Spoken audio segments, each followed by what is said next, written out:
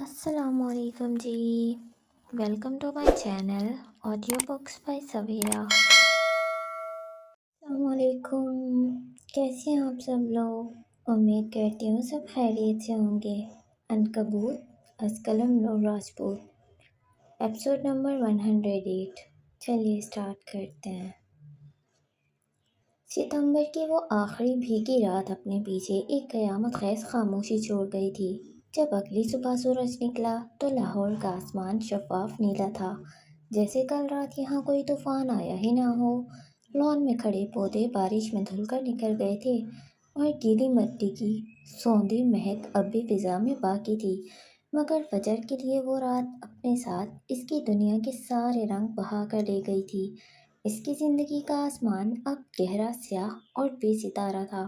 اس نے خود کو ایک ایسے خول میں بند کر لیا تھا جو باہر سے جتنا چمکدار اور خوبصورت تھا، اندر سے اتنا ہی کھوکھلا اور تاریک تھا۔ اس نے ولی کی یاد کو، اس کے سامنے گھٹنوں پر بیٹھے وجود کو اور اپنی زبان سے ادا کیے گئے زہریلے الفاظ کو اپنے ذہن کے کسی کونے میں دفن کرنے کی کوشش کی۔ اس کی جنگ اب خود سے تھی۔ وہ دنیا کو یہ دکھانا چاہتی تھی کہ اسے فرق نہیں پڑتا، وہ مضبوط ہے، اسے ولی کی ضرورت نہیں۔ اس کی صبحیں اب الارم سے نہیں بلکہ ایک انجانے خوف سے ہوتی، اس کی صبحیں اب الارم سے نہیں بلکہ ایک انجانے خوف سے ہوتی۔ وہ اٹھتی اور گھنٹوں آئینے کے سامنے خود کو تیار کرتی۔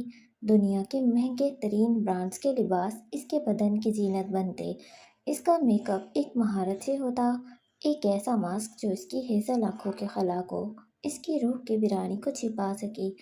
وہ اب فجر نہیں تھی، وہ منار فیشنز کی بے رحم سی ای او تھی، ایک ایسی عورت جس کا نام کامیابی کی ضمانت سمجھا جانے لگا تھا۔ ہر فیشن پیج پر اس کی کامیابی کی باتیں ہو رہی تھیں۔ بین الاقوامی فلم کے پروجیکٹ نے اسے مزید اٹھا دیا تھا، مگر دفتر میں اس کے قدموں کی چاپ سن کر لوگ سہم جاتے۔ اس کے چہرے پر ہر وقت ایک سرد اسپاٹ تاثر رہتا۔ وہ مسکرانا بھول چکی تھی۔ اس کی ٹیم جو کبھی اس کے ساتھ دوستانہ ماحول میں کام کرتی تھی، اب اس کی موجودگی میں سانس بھی احتیاط سے لیتی تھی۔ چھوٹی سی غلطی، ایک معمولی سی کوتاہی پر وہ ملازمین کو یوں فارغ کر دیتی جیسے وہ کوئی بے جان چیز ہوں۔ یہ فنانس کی رپورٹ کس نے بنائی ہے؟ ایک دوپہر اس نے میٹنگ روم میں فائل میز پر پٹک کر پوچھا۔ اس کی آواز برف کی طرح سرد تھی۔ ایک نوجوان لڑکی جو چند ماہ پہلے ہی ٹرینی کے طور پر آئی تھی ڈرتے ڈرتے کھڑی ہوئی۔ میم، میں نے… پیراگراف کی 3 آخری لائن میں سپیلنگ کی غلطی ہے، تمہیں نظر نہیں آئی؟ میم، وہ جلدی میں… جسے جلدی ہے وہ منار سے ہمیشہ کے لیے جا سکتا ہے، اپنا استعفیٰ HR میں جمع کروا دو۔ لڑکی کی آنکھوں میں آنسو آ گئے۔ وہ کچھ کہنا چاہتی تھی مگر فجر نے ہاتھ کے اشارے سے اسے خاموش کروا دیا۔ Get out! وہ روتی ہوئی باہر نکل گئی۔ میٹنگ روم میں ایک سناٹا چھا گیا تھا۔ کسی کی ہمت ہی نہیں ہوئی کہ سر اٹھا کر بھی دیکھ سکے۔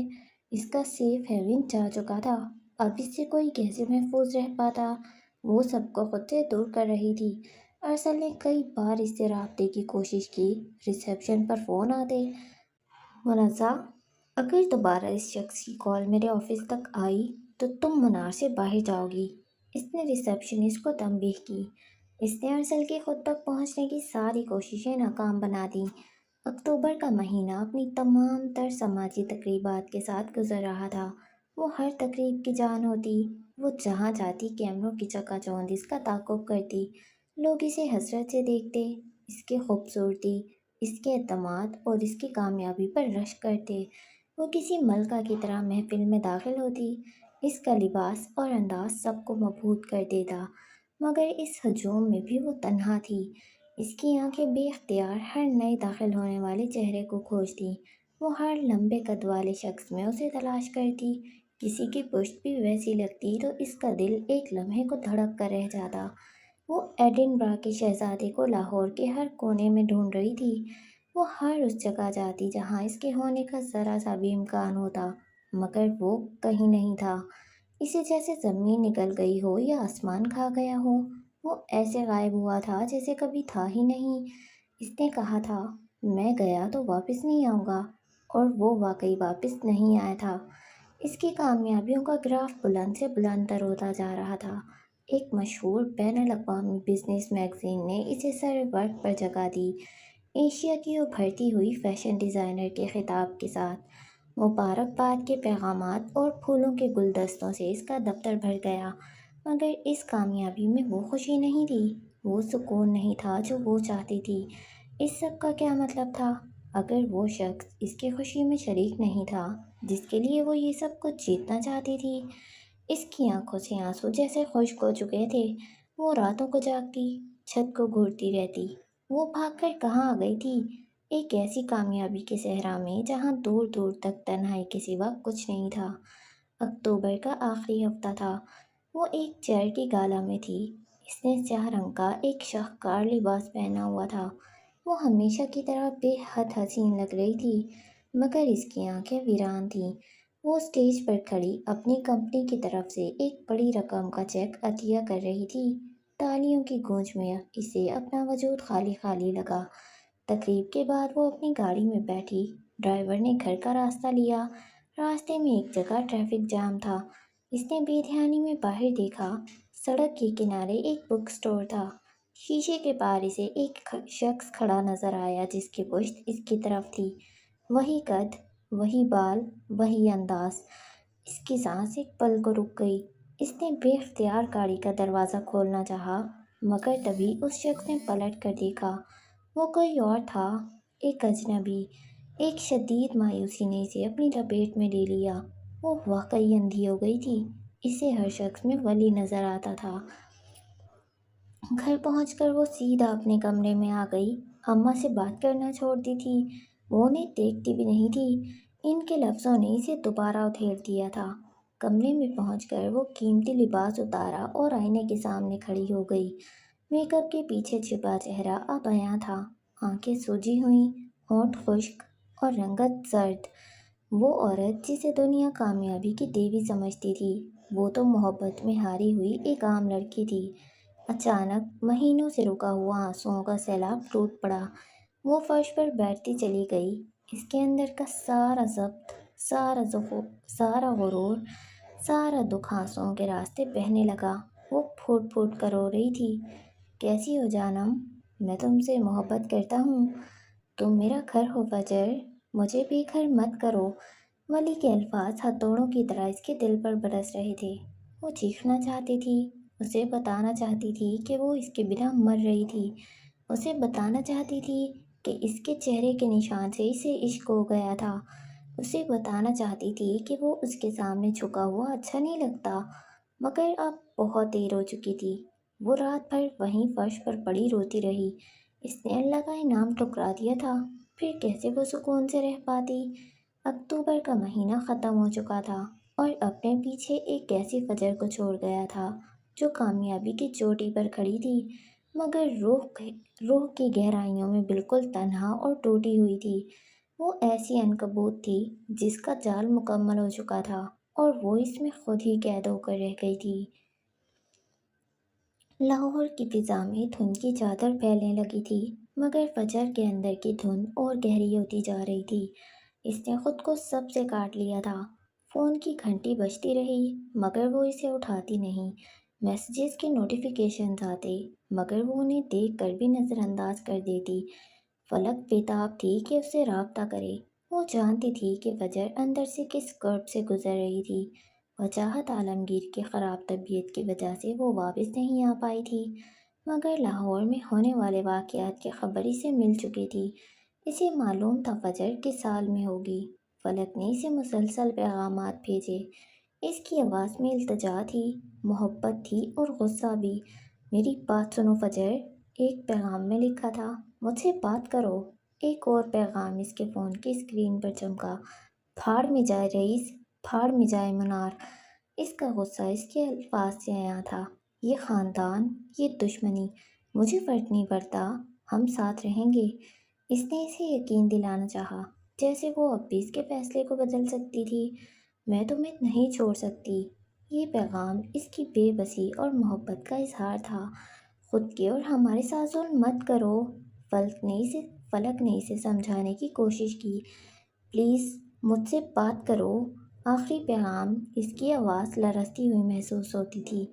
اس نے یہ تمام پیغامات پڑھے، ایک ایک لفظ اس کے دل پر تیر بن کر لگا۔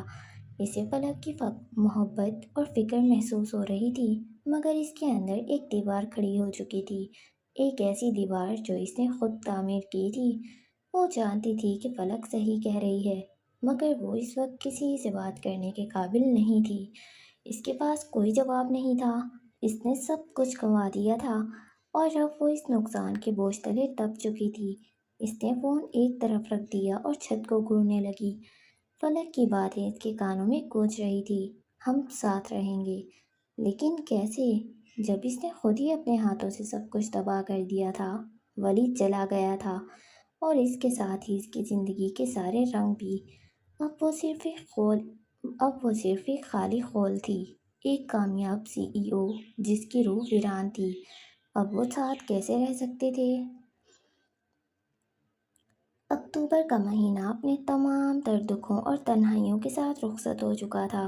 نومبر کی سرد ہوائیں لاہور کی فضا میں رقص کر رہی تھیں، اور ولی، جس نے خود کو فجر کی نظروں سے اوجھل کر لیا تھا، ان ہواؤں میں اپنی بے بسی محسوس کر رہا تھا۔ فجر کے انکار کے بعد اس کی دنیا جیسے تھم سی گئی تھی۔ وہ نہیں جانتا تھا کہ یہ مہینہ کیسے گزرا۔ ایک بے نام کرب تھا جو اس کے اندر گونج رہا تھا۔ اس کی واپسی پر رئیس نے بھی کوئی سوال نہیں کیا تھا، بلکہ وہ خود بھی ایک خاموشی کے خول میں سمٹ گیا تھا۔ عروضہ کے سامنے بھی ولی نہیں آیا تھا، ہر کوئی اپنے اپنے دکھ میں غرق تھا، اور آج رئیس نے اسے اپنے ہیڈ آفس میں بلا بھیجا تھا۔ یہ ٹاور جیسے رئیس ہیڈ آفس کی سب سے بالائی منزل تھی، جو صرف اسی کے لیے مخصوص تھی۔ یہاں لاہور کا شور بھی ایک دھیمی سرگوشی بن کر رہ جاتا تھا۔ ولی کمرے میں داخل ہوا تو رئیس اپنی بڑی سی کھڑکی کے سامنے کھڑا باہر کے منظر پر نگاہیں جمائے ہوئے تھا۔ ہلکی ٹھنڈ میں اس نے اونچی گردن والی شرٹ پہن رکھی تھی، جو اس کے مضبوط کندھوں پر کسی شاہی لباس کی طرح سجی تھی۔ اس کی آمد پر وہ پلٹا اور نظریں اس پر گاڑ دیں۔ رئیس کی آنکھوں میں وہ سرد تاثر تھا جو وہ ہمیشہ سے دیکھتا آیا تھا، مگر آج اس میں ایک گہری پوشیدہ تکلیف بھی تھی جو محسوس کی جا سکتی تھی۔ مجھے تم سے ضروری بات کرنی تھی، اسی لیے یہاں بلایا۔ وہ گلاس وال کھول کر باہر نکل گیا۔ ولی بھی اس کے پیچھے باہر نکل آیا۔ وہ دونوں گول میز کے گرد رکھی کرسیوں پر بیٹھ چکے تھے۔ ولی کی نگاہیں رئیس کے چہرے پر جمی تھیں، جیسے وہ اس کے اگلے الفاظ کا اندازہ لگانا چاہتا ہو۔ آج کل تم غائب رہتے ہو، خیریت ہے؟ اس نے یوں پوچھا جیسے وہ کسی بھی چیز سے واقف نہ ہو۔ ولی پھر بھی کچھ نہ بولا۔ وہ جانتا تھا کہ رئیس سب کچھ جانتا ہے، اور یہ سوال صرف ایک بہانہ تھا۔ رئیس نے ایک گہری سانس لی جو اس کے سینے میں کہیں اٹک سی گئی۔ اس کی نگاہیں ولی کے چہرے پر گہری ہوتی چلی گئیں۔ خیر، اب وقت آ گیا ہے۔ اس بار ولی نے نظریں اٹھائی۔ وہ جانتا تھا کہ کس وقت کی بات ہو رہی ہے۔ میں نے تمہیں منار فیشنز میں جس مقصد کے لیے بھیجا تھا، وہ پورا کرنے کا وقت آ چکا ہے۔ اس کے الفاظ ولی کے لیے کسی زندگی کے احساس سے کم نہ تھے۔ وہ ٹھٹک گیا۔ گزرے دنوں میں پہلی بار اسے زندہ ہونے کا احساس ہوا۔ پھر رئیس نے میز کے نیچے سے ایک پستول نکالا اور اسے میز پر رکھ دیا۔ اس کی دھاتی چمک مدھم روشنی میں مزید نمایاں ہو گئی۔ فجر معراج کو ختم کرنے کا وقت آ چکا ہے۔ رئیس نے اسے گہری نظروں سے دیکھا، جبکہ وہ یوں بیٹھا تھا جیسے اسے کوئی فرق نہ پڑتا ہو۔ ایک بے حسی تھی اس کے چہرے پر جو رئیس کو مزید پراسرار لگی۔ میں چاہتا ہوں تم اسے مار ڈالو۔ ایک قتل تو کر لو گے نا میرے لیے؟ رئیس نے کہتے ہوئے کرسی سے پشت لگائی۔ جانچتی نگاہیں ولی کے چہرے پر تھی۔ چند لمحوں کے لیے خاموشی چھا گئی۔ اس کے الفاظ کی گونج فضا میں باقی تھی۔ پھر ولی کا ہاتھ اٹھا۔ اس نے دھیرے سے ہاتھ بڑھا کر وہ پستول اٹھا لیا۔ اس نے پستول کو الٹا سیدھا کر کے دیکھا، جیسے وہ اس کے وزن کا اندازہ لگا رہا ہو۔ پھر واپس میز پر رکھا اور ہاتھ کی مدد سے رئیس کی جانب کھسکا دیا۔ ایک عجیب اطمینان تھا اس کے چہرے پر۔ ہاں، کر سکتا ہوں۔ ہر اس شخص کو قتل کر سکتا ہوں جو فجر کی طرف ایک قدم بھی بڑھائے گا۔ اس کا لہجہ سرد تھا، اتنا سرد کہ ریڑھ کی ہڈی میں سنسناہٹ دوڑ جائے۔ اس کے الفاظ میں ایک ایسی لہر تھی جو سامنے بیٹھے شخص نے کبھی محسوس نہیں کری تھی۔ चंद लम्हे रईस ने इसे देखा और फिर इसका कहकहा उभरा, एक तल्ख अजियतनाक कहकहा जो इसकी रूह के जख्मों से उठ रहा था। फिर वो एक झटके से आगे हुआ और इसने वली की गर्दन से दबोच कर इसका चेहरा अपने सामने किया, इतना कि दोनों की पेशानी एक दूसरे को छू रही थी और इनकी आंखों में गहरी लकीरें छा गई। और तुम ऐसा क्यों करोगे? रईस के अल्फाज गहरे और बोझल थे। क्योंकि वो हमारी है, इसने पुरसुकून अंदाज में जवाब दिया। चेहरे पर कोई खौफ या घबराहट नहीं थी। वो हमारी नहीं है। रईस हलक के बल गुर्राया। इसके लहजे में एक नाकाबिले बर्दाश्त दुख और गुस्सा था, जबकि वली की सेहत पर कोई असर नहीं हुआ। इसका चेहरा स्पॉट रहा। तुमने एक दुश्मन के लिए मुझे धोखा क्यों दिया वली? क्यों? इसने इसकी गर्दन पर दबाव बढ़ाया और फिर एक झटके से छोड़ दिया। अगले ही पल इसने पूरी कुव्वत से मेज को धक्का मारा जो वली को लगा और वो कुर्सी समेत नीचे गिरा। मेज इसके ऊपर गिर गया। वो अपनी कुर्सी से उठ खड़ा हुआ। इसके अंदर इतने दिनों की आग जल रही थी। वो इसे बुझा देना चाहता था। अपने ऊपर से मेज हटाता वली उठ खड़ा हुआ। इसने खुद से नादीदा गर्द झाड़ी, जैसे ये सब कुछ इसके लिए मामूल की बात हो। फजर महराज के लिए इसने बहुत मार खा ली थी। अब ये भी सही। अब वो दोनों आमने सामने खड़े थे। खनक हवा इनके अंदर से गुजर रही थी। अब इसी को समझ आ चुका था कि फजर ने इसे क्यों खुद से दूर किया था। तुम मेरे भांजे हो, तुम उसकी साइड कैसे ले सकते हो? वो चिल्लाया। इसकी आवाज़ गूंज कर रह गई। यहाँ इनकी आवाज़ दूर दूर तक कोई नहीं सुन सकता था, क्योंकि वो भी हमारी ही है। इसके इत्मीनान में कोई कमी नहीं आई। इसके अल्फाज ने रईस को मज़ीद भड़का दिया। वो हमारी नहीं है। तुम्हें ये समझ क्यों नहीं आता? रईस पटने को था। इसके अंदर इतनी तकलीफ थी कि अगर वो बाहर निकाल देता तो पूरा लाहौर जल जाता। वो कभी हमारी नहीं थी। वो कभी हमारी नहीं हो सकती। वो मुनार महराज की बहन है। वो हमारी है बिग बी। इसने वही अल्फाज दोहराए। आखिर रिश्ता क्या है तुम्हारा उससे? क्यों क्यों दिया तुमने मुझे धोखा? रईस ने जोरदार धक्का दिया। वो लड़खड़ा कर गिरा। क्यों दिया तुमने मुझे धोखा? इसने झुकते हुए इसे गिरबान से पकड़कर खींचा। इसकी आंखों में सुर्ख डोरे उभर आए। धोखे की सज़ा सिर्फ मौत थी और वो इसे मार नहीं सकता था। एक 2 टके के रिश्ते के लिए तुमने मुझे धोखा दिया? वो इसे झिंझोड़ रहा था। इसका सारा गुस्सा, सारा दुख इन झटकों में था जो वो वली को दे रहा था। क्यों किया तुमने ऐसा? उसे जवाब चाहिए था, तसल्ली बख्श जवाब जो इसे बेकसूर साबित करता। वो बेतरह हर्ट हुआ था और बदबख्ती ये थी कि वो रईस औरंगज़ेब था। अपने हर्ट होने का ढिंढोरा नहीं पीट सकता था। मैंने कोई धोखा नहीं दिया आपको, वो पहली बार चीखा। इसकी गूंज दूर दूर तक गई। 2 टके का रिश्ता नहीं, बीवी है वो मेरी। इसके अल्फाज लाहौर की फिजा में नक्श हो गए। रईस की यकदम गिरफ्त ढीली पड़ गई। इसकी आंखें फैल गई। वो इसे छोड़कर एक झटके से पीछे हटा, जैसे इसे बिजली का झटका लगा हो। वली के अल्फाज इसे बेयकीनी की गहराइयों में धकेल रहे थे। मैंने किसी को धोखा नहीं दिया। मैं उसी के लिए यहाँ आया था। वो उठ खड़ा हुआ। 4 साल पहले जब मैं पहली बार यहाँ आया था, तब हमने कोर्ट मैरिज की थी। बीवी है वो मेरी बिग बी। 2 टके का रिश्ता नहीं है हमारा। मैंने किसी को धोखा नहीं दिया। इसके गले में कांटे उगाए थे, जबकि रईस साकित बेहिसो हरकत खड़ा था। इसके चेहरे पर किसी किस्म का कोई तासुर नहीं था। मैं आपको बताना चाहता था, मगर आपकी दुश्मनी की वजह से खामोश रहा। वो अब खुद पर काबू पा रहा था। मुझे लगा था आप ये दुश्मनी ख़त्म कर देंगे। इसकी आवाज़ में एक दबी हुई तकलीफ थी। वो हमारी है, वो हमारी रहेगी। मैं जानता हूँ वो आपके लिए भी उतनी ही अहम है और आपका हुक्म वो कभी नहीं टालती। इसकी आवाज़ में एक दर्द था जो इसके दिल से उठता महसूस हुआ। उसने मुझे छोड़ दिया बिग बी, जिसके लिए मैंने खुद को खबार कर दिया। उसने मुझे छोड़ दिया। उसके लिए आप बहुत मायने रखते हैं। उसने मुझे छोड़ दिया। वो अपने चेहरे पर हाथ फेर रहा था। आंखों में नमी की एक तह उभर आई, जबकि रईस तो साकित खड़ा था।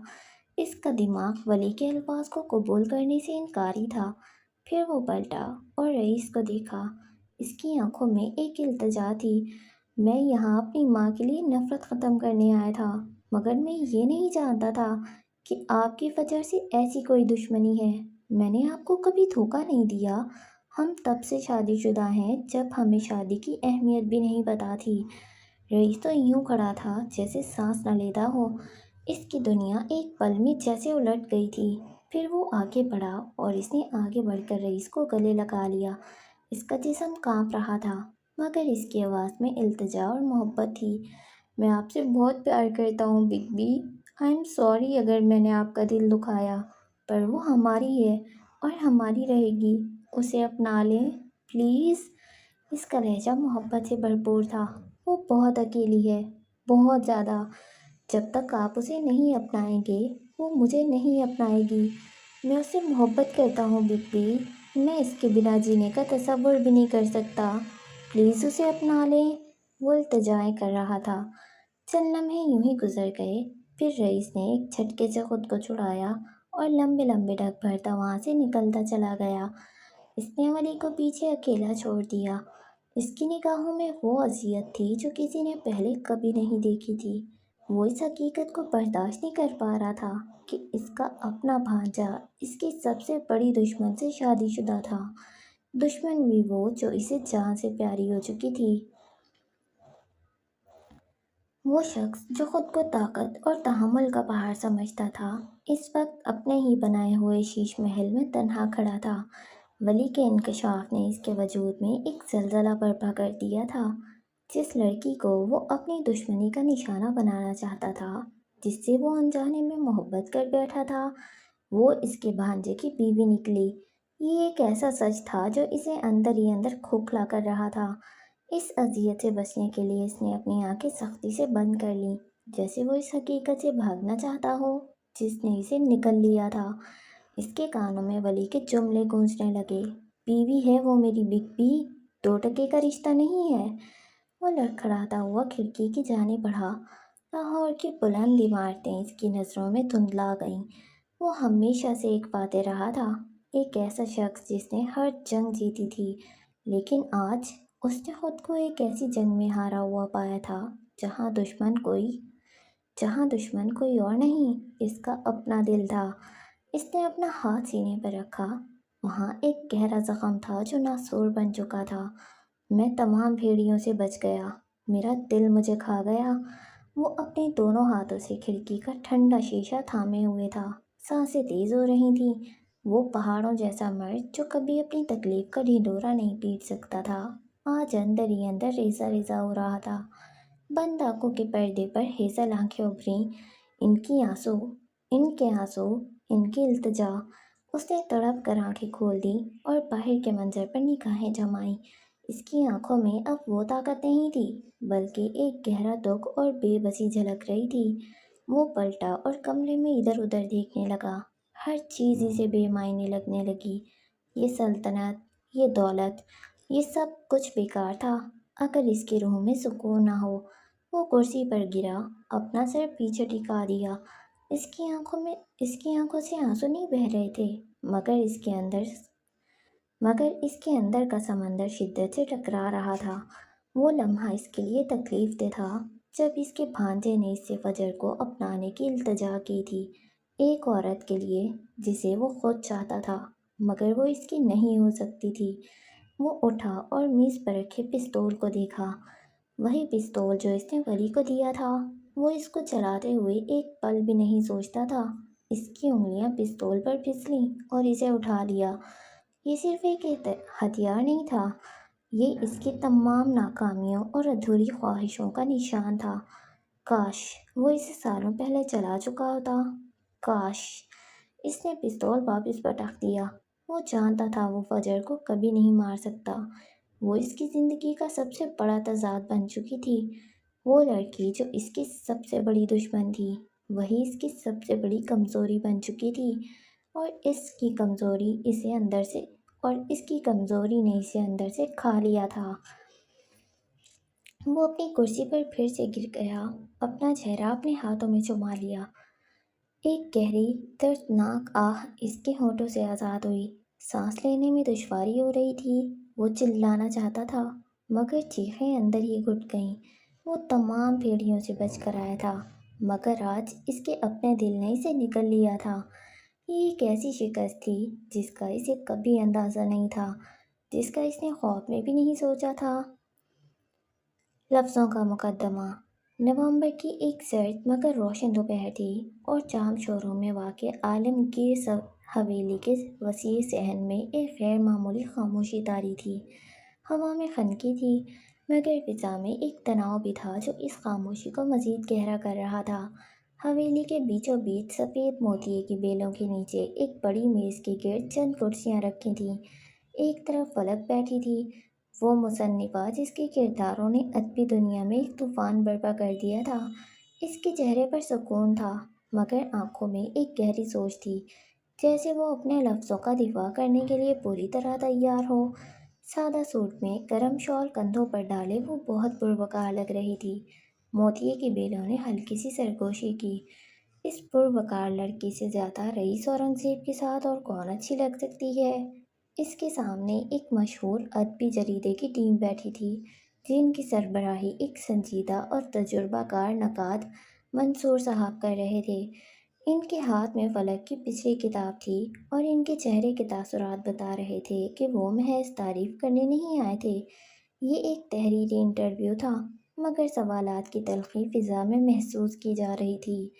रस्मी इंटरव्यू के बाद मंसूर साहब ने अपना चश्मा साफ किया और अहम सवाल फलक की तरफ बढ़ाया। मोहतरमा फलक, आपके नावल पर आपके नावल पुरफ़रेब और प्रोजेक्ट रानिया के किरदारों को जहाँ बेपनाह सराहा गया है, वहीं इस पर सरके के संगीन वहीं इस पर सरके के संगीन इल्ज़ामात भी आयद किए गए हैं। नाक़दीन का कहना है कि आपकी कहानी के कुछ हिस्से और किरदार दीगर मशहूर नावलात से मुमासलत रखते हैं। क्या आपकी कहानी वाकई असल है, या ये भी किसी और कहानी की कॉपी है? इस सवाल पर फलक लम्हे भर को खामोश हुई, जैसे किसी ने इसकी रूह से सवाल किया हो, महज ज़बान से नहीं। फिर इसने मध्यम मगर वाज़ेह लहजे में कहा, देखिए, कहानी कोई चीज़ नहीं जो सिर्फ एक इंसान की मिल्कियत हो। ये एक एहसास है, एक जज्बा जो सदियां बदलकर नए जिस्मों में आता है। मोहब्बत, तन्हाई, इंतकाम, ख्वाब, ये सब हर इंसान ने कभी न कभी महसूस किए हैं। क्या एक जैसे जज्बे लिखने वाले तमाम मुसन्निफ चोर हैं? हरगिज़ नहीं। कुछ कहानियाँ धूप के वक्त वादियों पर पड़ने वाले सायों की तरह होती हैं।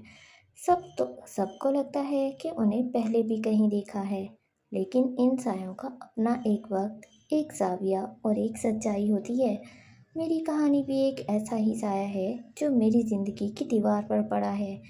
क्या एक औरत जो सदियों से जुल्म सहती आई है, अगर उसके दर्द पर 10 मुसन्निफ लिखें, तो क्या 9 चोर हो जाएंगे? नहीं, वो सब सच लिख रहे हैं, अपने अपने ज़ाविये से। फिक्शन का काम है ज़िंदगी को आईने में दिखाना। अगर दो आईने एक जैसी तस्वीर दिखाएं, तो क्या हम आईनों को मोर्दे इल्ज़ाम ठहरा सकते हैं? नकात हंसते हुए बोला, ये तो फिर ऐसा हुआ जैसे दो मुसव्विर एक ही मंजर पेंट करें और दावा करें कि दोनों का फ़न असल है। फलक ने सीधी होकर नर्म मगर मजबूत लहजे में जवाब दिया, जी बिल्कुल, ऐसा ही है, और दोनों का फ़न असल होता है। फ़र्क सिर्फ ये है कि एक ने वो मंज़र देखा और एक ने वो मंज़र महसूस किया। अदब में मुशा अदब में मुशाबिहत गुनाह नहीं, नियत का फ़रेब होता है असल जुर्म। आप अंदाज़ चुरा सकते हैं, मगर दर्द नहीं। आप अल्फाज का ढांचा ले सकते हैं, मगर उनमें सांस नहीं डाल सकते। मैंने अपने लफ्ज़ों को अपने खून से सींचा है, किसी और की रोशनाई से नहीं। मेरी हर सतर मेरे अंदर से निकली है, मेरी खामोशियों, मेरी चीखों, मेरे लम्स और मेरी दुआओं से। अगर वो किसी और से मिलती है, तो शायद हम दोनों ने एक जैसे ज़ख्म सहे हों, या एक जैसे ख्वाब देखे हों। आपकी बात में वज़न है, मगर क्या आप ये नहीं मानती कि आज का कारी बहुत होशियार है? वो फ़ौरन पहचान लेता है कि कौन सा प्लॉट कहाँ से लिया गया है। کون سا کردار کس سے متاثر ہے؟ آپ کے ایک نئے ناول زہر خوردہ پری کے ایک کردار کی ذہنی کشمکش اور کچھ جملے بالکل ایک پرانی فرانسیسی کہانی سے ملتے ہیں۔ کیا یہ محض اتفاق ہے؟ فلک نے پرسکون نظروں سے نکات کو دیکھا اور جواب دیا، قاری یقیناً ہوشیار ہے، مگر کیا وہ ہر بار پورا سیاق و سباق بھی جانتا ہے؟ اگر میں نے وہ فرانسیسی ناول پڑھا ہوتا تو میں کھلے دل سے تسلیم کر لیتی کہ میں اس سے متاثر ہوں، لیکن میں نے جو لکھا وہ ان راتوں کا نچوڑ ہے جب میری اپنی سانسیں بھی میرے خلاف ہو گئی تھیں۔ کیا ایک جیسی اذیت دو عورتوں کو دو الگ تہائیوں میں نہیں ہو سکتی؟ کیا درد کا حوالہ دینا بھی سرقہ کہلائے گا؟ میرے پاس وہ زندگی ہے جس میں نے جیا، اگر وہ کسی اور کی لکھی گئی زندگی سے ملتی ہے تو کیا دونوں غلط ہو گئیں یا دونوں سچ لکھ رہی تھیں؟ اصل تخلیق ظاہری فرق کا نام نہیں، روح کی انفرادیت کا نام ہے، اور روح ہمیشہ منفرد ہوتی ہے، چاہے بدن ایک جیسے ہوں۔ تو پھر آپ کی نظر میں اصل تخلیق اور سرقے میں کیا فرق ہے؟ ادب کی تاریخ تو ایسے الزامات سے بھری پڑی ہے۔ اس سوال پر فلک قدرے آگے جھکی، جیسے کوئی بہت اہم راز بتانے لگی ہو۔ یہ سوال بہت اہم ہے۔ کیا آپ جانتے ہیں کہ شیکسپیئر پر الزامات لگتے رہے کہ اس نے اپنی کہانیوں کے پلاٹ دوسری تاریخی کتابوں سے لیے؟ ٹالسٹائی کی شاہکار جنگ اور امن کو بھی دوسرے ناولوں سے متاثر کہا گیا۔ ممتاز مفتی اور اشفاق احمد پر بھی ایک دوسرے سے متاثر ہونے کے الزامات لگے، حالانکہ ان کی روحانی تحریریں اپنی الگ جہت رکھتی ہیں۔ تو کیا یہ سب چور تھے؟ نہیں، فرق نیت کا ہے۔ آپ انداز چرا سکتے ہیں مگر درد نہیں، آپ الفاظ کا ڈھانچہ لے سکتے ہیں مگر ان میں اپنی روح کی سانس نہیں ڈال سکتے۔ سرقہ وہ ہے جب آپ دوسرے کے لفظوں کے پیچھے چھپ جائیں، اور اصل تخلیق وہ ہے جب آپ کے لفظ آپ کے اندر کی آگ سے جنم لیں۔ میں نے اپنے لفظوں کو اپنے خون سے سینچا ہے، کسی اور کی روشنائی سے نہیں۔ تو کیا آپ سمجھتی ہیں کہ آپ پر لگنے والے الزامات بے بنیاد ہیں اور اس کے پیچھے حسد یا کوئی اور وجہ ہے؟ فلک کے لبوں پر ایک تلخ مسکراہٹ نمودار ہوئی۔ ادب کی تاریخ میں عورت کی آواز جب بھی بلند ہوئی ہے، اسے کبھی اخلاق، کبھی مذہب اور کبھی سرقے کا الزام لگا کر خاموش کرانے کی کوشش کی گئی ہے۔ جب کوئی عورت اپنے سچ کی مالکن بن جائے تو لوگ اسے مصنفہ نہیں، مشکوک سمجھتے ہیں۔ میں ان تمام آوازوں سے صرف اتنا کہتی ہوں کہ میں چور نہیں، میں وہ آئینہ ہوں جس میں آپ کو اپنی کمزوریاں اور خوف نظر آتے ہیں۔ نہایت پراعتماد انداز نکات ٹھٹک گیا۔ آخر میں آپ ان پڑھنے والوں سے کیا کہیں گی جو آپ کی کہانی کو شک کی نگاہ سے دیکھتے ہیں؟ اس نے سیدھے ہو کر نرم مگر مضبوط لہجے میں اپنا آخری جواب دیا، مجھے فرق نہیں پڑتا کہ کوئی میری کہانی کو کس نظر سے دیکھتا ہے، مجھے صرف اس بات کی خوشی ہے کہ کسی نے میرے لفظوں میں خود کو پہچانا، اور یہی فن کی سب سے بڑی کامیابی ہے۔ ادب مقابلہ نہیں، مکالمہ ہے، اور اس مکالمے میں اگر ایک آواز کسی اور کی آواز سے ملتی جلتی ہے تو یہ سرقہ نہیں، یہ گونج ہے جو بتاتی ہے کہ کچھ سچائیاں ہر دل میں سنائی دیتی ہیں۔ منصور صاحب کچھ دیر کے لیے خاموش ہو گئے۔ شاید یہ پہلا موقع تھا جب انہوں نے سرقہ کو صرف چوری نہیں بلکہ زندگی کی گونج کے طور پر دیکھا تھا۔ انہوں نے پلکیں جھپکی اور اپنا قلم بند کر دیا۔ انٹرویو ختم ہو چکا تھا۔ فلک وہیں بیٹھی رہیں۔ اس کی نگاہیں صحن میں لگے پرانے برگد کے درخت پر ٹکی تھیں۔ قاری جو دور بیٹھا یہ سارا مکالمہ سن رہا تھا، اس کے دل میں ایک سوال ابھرا، اگر دو لوگ ایک جیسا دکھ لکھیں تو کیا الزام اس پر ہوگا جس نے بعد میں لکھا، یا پھر وقت پر جو پہلے ٹوٹا؟ آج کے قارئین کو یہ سمجھنے کی اشد ضروری ہے، ادب صرف تخلیق کا نام نہیں، یہ انصاف، نیت اور جذبے کی گواہی بھی مانگتا ہے۔ فلک عالمگیر نے وہی لکھا جو اس کی راتوں کی اذیتیں تھیں، اور اگر وہ اذیت کسی اور کی بھی تھی تو شاید یہ دنیا ہم سب کو ایک جیسا جلاتی ہے۔ فرق صرف یہ ہے کہ کوئی اسے رو کر سہ لیتا ہے اور کوئی اسے لکھ کر امر ہو جاتا ہے۔ اس کے انٹرویو سے اس کی بہت سی باتیں مشہور ہو گئی تھیں جو سوشل میڈیا پر کچھ اس طرح گھوم رہی تھیں۔ فلک کہتی ہے، میرے لفظ اگر تمہیں کسی اور سے ملتے لگیں تو اسے اپنی یادداشت پر شک کرو، میری نیت پر نہیں۔ فلک کہتی ہے میں نے کہانی لکھی، گناہ نہیں، اور اگر عورت کی آواز تمہیں خطرہ لگتی ہے تو یہ تمہارا مسئلہ ہے، میرا نہیں۔ فلک کہتی ہے چوری وہ کرتا ہے جو خالی ہوتا ہے، میں تو بھری ہوئی ہوں، آنکھوں سے، وقت سے، سچ سے۔ فلک کہتی ہے ادب میں کوئی پہلا نہیں ہوتا، سب پیچھے سے آتے ہیں، فرق صرف اتنا ہے کہ کچھ خاموش رہتے ہیں اور کچھ فلک بن جاتے ہیں۔ فلک کہتی ہے جو عورت اپنی کہانی خود لکھتی ہے اسے چور کہنا صرف ایک سستا بہانہ ہے، کیونکہ سچ برداشت نہیں ہوتا۔ فلک کہتی ہے تم نے لکھنے والوں پر الزام لگا دیا لیکن پڑھنے والوں کی عقل پر نہیں۔ فلک کہتی ہے کہانی کبھی چرائی نہیں جاتی، وہ خود چن لیتی ہے کہ کس کے ہاتھوں لکھوائی جائے۔ فلک کہتی ہے میں نے لفظوں سے کپڑے نہیں بنائے، میں نے ان سے زخم ڈھانپے ہیں۔ فلک کہتی ہے میں نے کہانیاں لکھی ہیں، فیصلے نہیں سنائے، اور تمہیں مجھ پر فیصلہ سنانے کا حق کس نے دیا؟ فلک کہتی ہے اگر تم سچائی سے خائف ہو تو ادب مت پڑھو، اشتہار پڑھو۔ مجھے جالا نہیں، گھر چاہیے۔ لاہور کی شام گہری ہو رہی تھی۔ فجر گھر کے وسیع و عریض لاؤنج میں مخملی صوفے پر تقریباً بے حس و حرکت بیٹھی تھی۔ باہر ڈوبتے سورج کی آخری روشنی شیشے کی بڑی کھڑکی سے چھن کر اندر آ رہی تھی اور سامنے دیوار پر نصب بڑی اسکرین پر پڑ رہی تھی، جہاں اس کی اپنی ہی کامیابی کی تاریخ رقم ہو رہی تھی۔ لاؤنج میں ایک خاموش گونج تھی، ٹی وی کی مدھم آواز اور اس کے اندر کا گہرا سناٹا۔ اس کے سامنے شیشے کی میز پر چائے کا کپ رکھا تھا جو کب کا ٹھنڈا ہو کر اپنے وجود کا احساس کھو چکا تھا، بالکل اسی کی طرح۔ میز پر دنیا کے نامور فیشن میگزینز بکھرے پڑے تھے۔ ووگ یوکے کے سرے ورق پر وہ خود موجود تھی، ایک ایسی تصویر جو مشرق کے وقار اور مغرب کی جدت کا حسین امتزاج تھی۔ سرے ورق پر جعلی حروف میں لکھا تھا Fajar Meraj, not a brand, a voice. Fajar Meraj ایک برانڈ نہیں، ایک آواز، اور اس کے نیچے کی سطر اس کے وجود کا خلاصہ بیان کر رہی تھی۔ The woman reweaving the silence of the East into the future of fashion۔ مشرق کی خاموشی کو مستقبل کے فیشن میں دوبارہ بننے والی عورت۔ وہ خالی اسپاٹ نظروں سے یہ سب دیکھ رہی تھی۔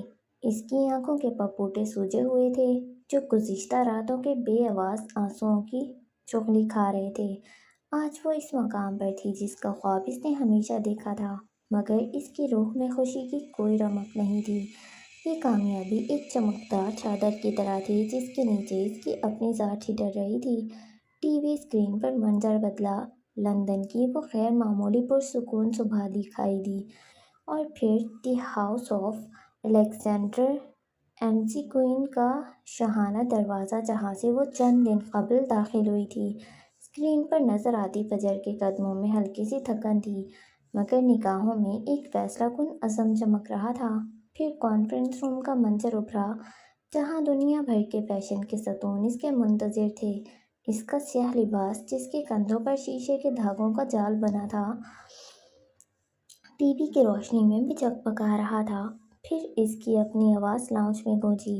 یہ اس کی وہ تقریر تھی جس نے فیشن کی دنیا میں تہلکہ مچا دیا تھا۔ میں ان عورتوں کی نمائندہ ہوں جن کی آوازیں سلائی مشین کی چرچراہٹ میں دفن ہو گئیں، جن کی محنت سے، جن کے پسینے سے فیشن کی دنیا آراستہ ہوئی، جن کی آنکھوں میں بڑے بڑے خواب تھے مگر ان کے ہاتھ ہمیشہ کپڑا کاٹتے رہے۔ اسکرین پر موجود حاضرین کے چہروں پر احترام اور اعتراف کے تاثرات ابھرے، اور پھر وہ مدھم تالیوں کی گونج سنائی دی جو ایک نئے دور کا آغاز تھی۔ فجر نے نظریں جھکا لیں۔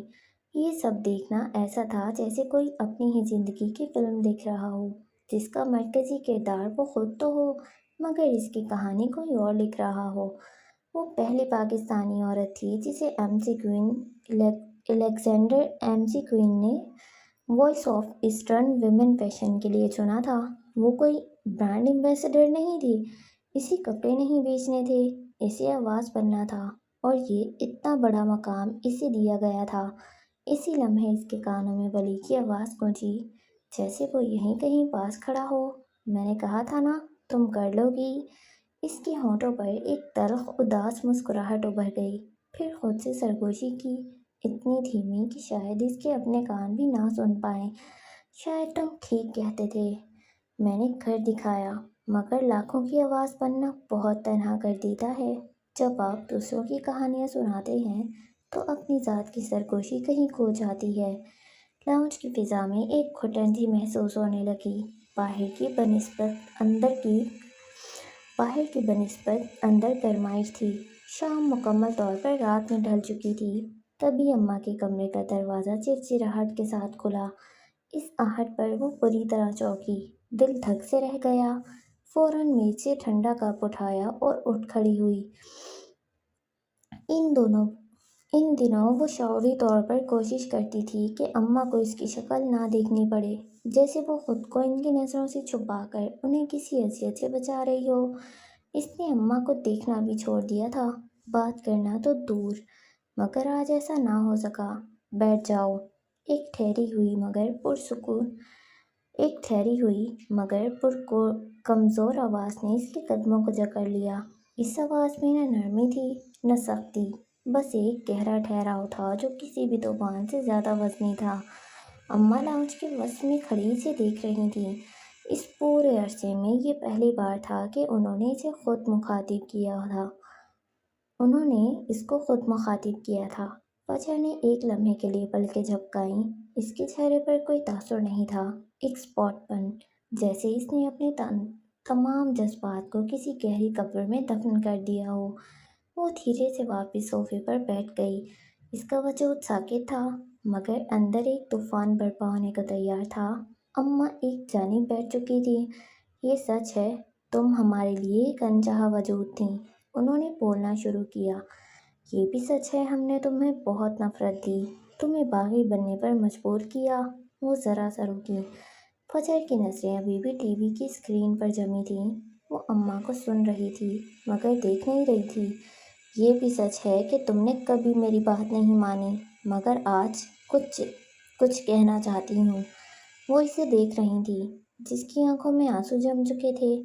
اس یخ نومبر نے اسے بھی جما دیا تھا۔ تمہیں مکڑیاں ہمیشہ پسند رہی ہیں نا؟ عجیب لگتی تھی مجھے تمہاری یہ پسند، مگر اب سمجھ میں آیا، تم خود بھی تو ایک مکڑی جیسی ہو گئی ہو۔ فجر نے چونک کر سوالیہ نظروں سے اماں کو دیکھا۔ تمہیں پتہ ہے مکڑی کا گھر کمزور کیوں ہوتا ہے؟ اس نے سر ہلایا، جیسے وہ جواب جاننا چاہتی ہو۔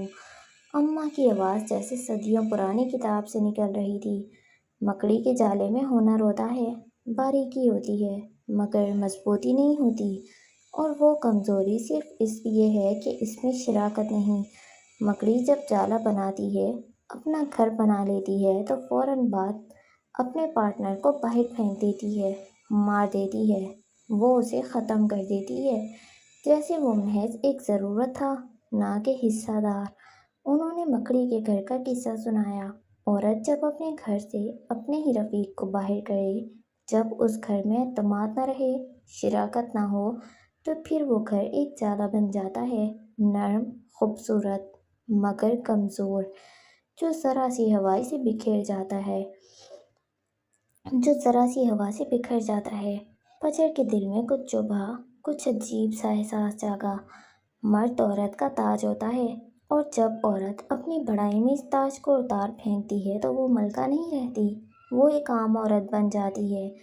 عام عورتیں راج نہیں کرتی، راج تو ملکہ کرتی ہے۔ اماں کے الفاظ ایسے تھے کہ وہ سن ہو گئی۔ تم چاہے جتنی بڑی بزنس وومن بن جاؤ، فیشن کی دنیا کی ملکہ بن جاؤ، لیکن اگر اپنے مرد کو پوری دنیا کے سامنے اپنا نہ کہہ سکو، اگر اس کی ذات کو اپنے گھر میں جگہ نہ دے سکو، تو پھر وہ سب کچھ جالا بن جاتا ہے، خوبصورت، نفیس، مگر بکھرنے کے لیے تیار۔ چند پل کی خاموشی چھا گئی۔ چائے کے کپ پر جمی فجر کی انگلیاں لرز اٹھیں۔ عورت چاہے دنیا کی سب سے بڑی سلطنت بھی بنا لے، اگر اس کا دل خالی ہو، اس کے گھر میں اس کے مرد کی شراکت نہ ہو، ایک ایسا مرد جو عزت دیتا ہو، محبت کرتا ہو، ساتھ نبھاتا ہو، تو وہ سلطنت ریت کی دیوار ہے۔ اور اگر یہ رشتہ صرف زہر پیدا کرے، صرف تکلیف دے، تو پھر اس کے ہونٹ دھیرے سے لرزے۔ तो औरत का काम होता है फ़र्क जानना, तकलीफ़ और आराम में, कमी और कमज़ोरी में। औरत सिर्फ जज्बात नहीं, अक्ल भी है। उसे मुरव्वत से, वक़ार से, नरमी से अपना घर सँवारना आना चाहिए। अपने मर्द को अपना कहना आना चाहिए, ऑन करना आना चाहिए। और जहाँ ऑन नहीं होता, वहाँ राइस भी नहीं होता। ये औरत अम्मा नहीं थी जिन्होंने ज़िंदगी के 25-26 साल अनपढ़ होने का नाटक करते गुजार दिए। ये औरत तरन्नुम आलमगीर थी, अपने वक्त की मशहूर एडवोकेट। लाउंज में खामोशी फैल गई, मगर ये खामोशी गूंगी नहीं थी। मकड़ियाँ जाला बनाती हैं, औरतें घर। फर्क सिर्फ इतना है कि मकड़ी के लिए वो जाला काफ़ी होता है, औरत के लिए नहीं। औरत को उस छत को सांस देना सिखाना होता है, और इसे सिर्फ अपनी ज़ात से नहीं, रिश्तों से मुकम्मल बनाना होता है। वो सांस लेने को रुकी, हलक में कुछ अटक गया था। मर्द औरत की ज़िंदगी में उस दरख्त की तरह होता है जिसके साए तले वो सांस लेती है, पलती है और बढ़ती है।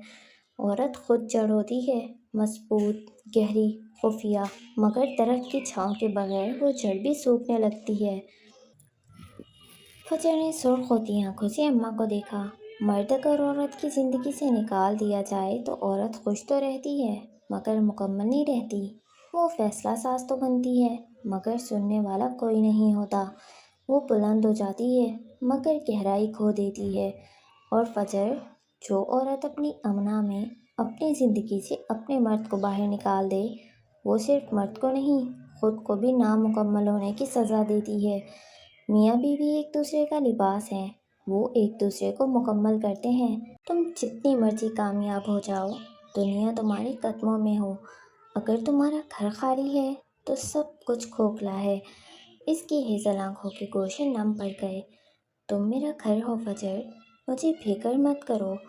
वली की इल्तिजा ने इसका दिल निकाल लिया था। घर वो किला है जिसकी दीवारें अगर एतमाद, मोहब्बत और शऊर से बनी हों, तो बाहर का कोई तूफान, कोई साजिश, कोई हसद कुछ भी इसे हिला नहीं सकता। अम्मा ने गहरी नज़रें इस पर गाड़ दी। औरत अगर अपनी ज़ात में मजबूत हो और अपने रिश्तों में सच्चाई रखे, तो वो घर की बुनियाद बन जाती है।